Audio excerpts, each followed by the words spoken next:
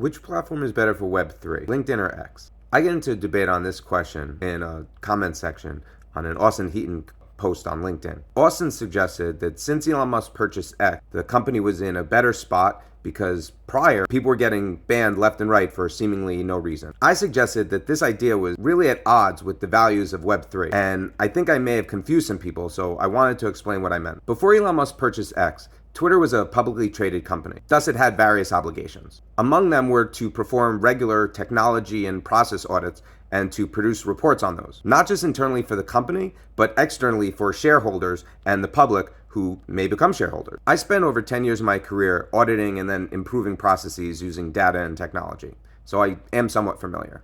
Private companies do not have this same obligation. So when Twitter was a public company, there was more transparency into its operations, and it was easier to hold it and people who work there accountable than it is today. As a privately owned company, X does not have that same obligation of transparency. Also, as a public company, each shareholder is a literal owner of the company and its assets.